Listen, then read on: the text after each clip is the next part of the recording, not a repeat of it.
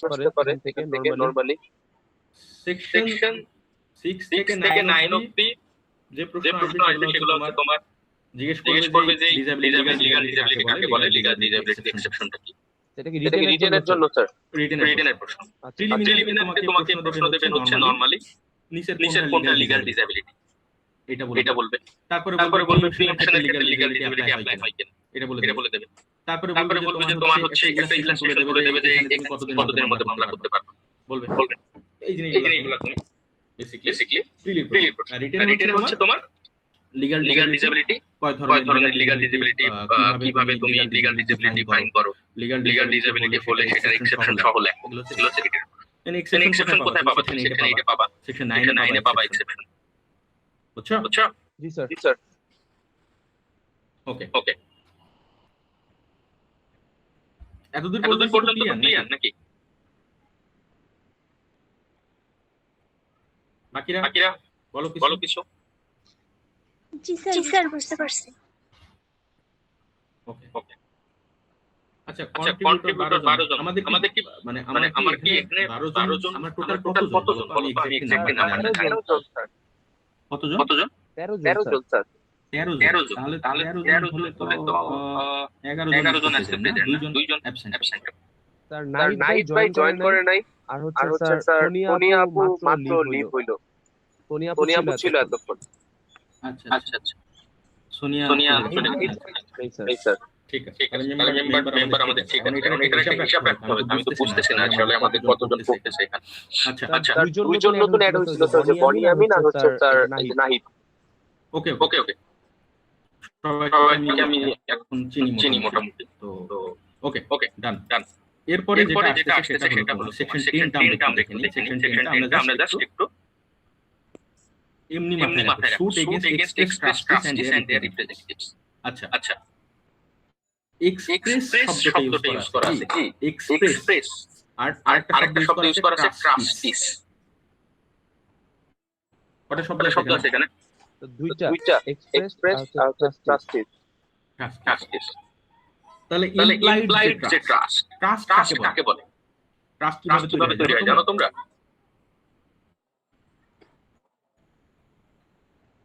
Equivalent trust পড়ছো না? জি sir. আচ্ছা এটা কি দেখা যায় হোয়াইট বোর্ড?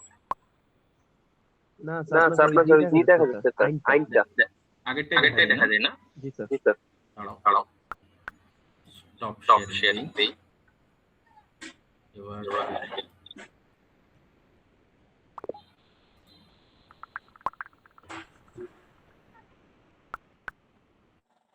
আচ্ছা এখন তো দেখা যায় নাকি? জি স্যার।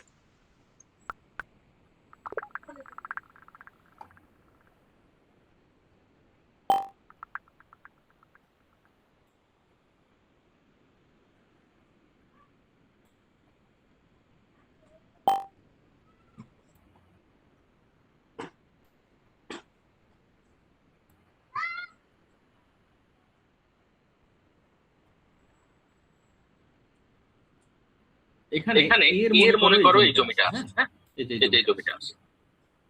এন্ড এ যেটা করলো সেটা হলো এ বলল যে আমি এটা একটা ট্রাস্ট ক্রিয়েট কি করলাম, একটা ট্রাস্ট তৈরি করলাম। ট্রাস্ট তৈরি করে তাহলে একে বলা হবে হলো তোমার একে বলা হবে টেস্টেটর।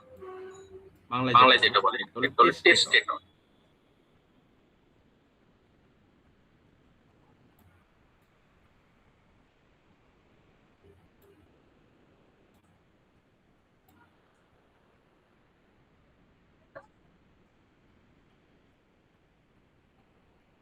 ওকে একে কি বলবে? টেস্টেটর। আর বি হচ্ছে তোমার এখানে ট্রাস্টি।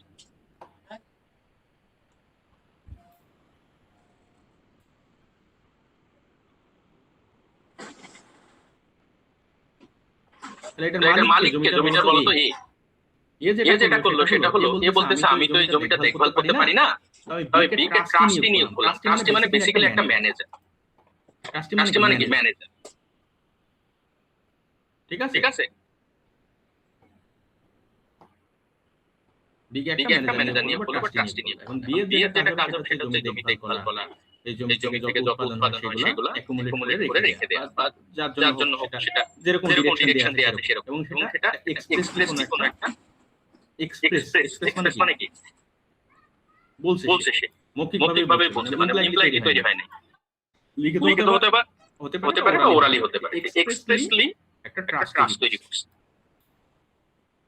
এক্সপ্রেসলি একটা কি ট্রাস্ট তৈরি করছে, এবং দেখে সেখানে একটা ট্রাস্টি নিয়ে বলছে, এবং এটা বেনিফিশিয়ারি হচ্ছে বেনিফিশিয়ারি মানে সি ডি হতে পারে, ই হতে পারে, এফ হতে পারে, অথবা একটা লার্জ নাম্বার অফ পিপল হতে পারে। মুসলিম সবাইকে আমি বললাম যে আমার মুসলিম ভাইদের জন্য আমি একটা ট্রাস্ট তৈরি করলাম, অথবা আমি হিন্দু ভাইদের জন্য একটা ট্রাস্ট তৈরি করলাম। ঠিক আছে, যাই হোক না কেন, তাহলে ট্রাস্টে তিনটা পার্টি থাকে। টোটাল কয়টা? তিনটা পার্টি থাকে। একটা পার্টিকে বলা হয় তোমার টেস্টেটর মানে যিনি ওনার, দুই নম্বর হচ্ছে ট্রাস্টি মানে যিনি ম্যানেজার হবেন, যিনি দেখভাল করবেন, আর তিন নম্বর হচ্ছে তোমার যিনি বেনিফিশিয়ারি মানে সুবিধাভোগী। তো এই জমির পুরো সুবিধাভোগী কারা? এই জমির পুরো সুবিধাভোগী হচ্ছে তোমার এই যে এই লোকজনগুলো, আর এই জমির হচ্ছে ট্রাস্টিকে বি। এখন কথা হলো এই ট্রাস্টের যে সব ক্ষেত্রগুলো, এই সব ক্ষেত্রে যদি এক্সপ্রেস ট্রাস্ট হয় কোনো, তাহলে সেখানে যদি বি কোনো ট্রাস্টের কন্ডিশন ভায়োলেট মানে কি, মনে করো বলা আছে যে তুমি এটাকে এই পারপাসে ব্যবহার করবে, বলা আছে যে তুমি এখান থেকে এত টাকা পর্যন্ত তুমি নিজের জন্য রাখবা, এত টাকা পর্যন্ত তুমি রেমুনারেশন দিবা, এত টাকা পর্যন্ত তুমি বাকিদেরকে দিবা। ও যেটা করছে সেগুলো সব ভঙ্গ করছে, ট্রাস্ট ভঙ্গ করছে। আই মিন সে তোমার ব্রিচ অফ ট্রাস্ট করছে, ব্রিচ অফ ট্রাস্টের মামলা করা যায়। আর ব্রিচ অফ ট্রাস্টের মামলাটা কতদিনের মধ্যে করতে হবে, এরকম কোনো ধরনের লিমিটেশন নাই। এটা তুমি যখন ইচ্ছা করতে, 10 বছর 15 বছর 100 বছর যত ইচ্ছা। বুঝছো, এটা এখানে সেকেন্ড টেনে বলা আছে। সো যদি কোনো এক্সপ্রেস ট্রাস্ট থাকে, তাহলে এক্সপ্রেস ট্রাস্টে তোমার কোনো ধরনের লিমিটেশন পিরিয়ড আমাদের হাতে আইনি এটা বলছে। স্যার ইমপ্লাইড ট্রাস্ট কি তাহলে আবার টাইম পিরিয়ড থাকবে? হ্যাঁ, ইমপ্লাইড ট্রাস্ট হলে আবার লিমিটেশন আছে, ওটা এখানে আইনে নাই, এখানে কিছু বলা নাই ওইটা তখন তোমাকে যতদিনের পর্যন্ত আইনে বলা আছে তুমি ইয়ে করবা, তোমার টাইম লিমিট ততদিনের মধ্যে আইনে যেটা আছে।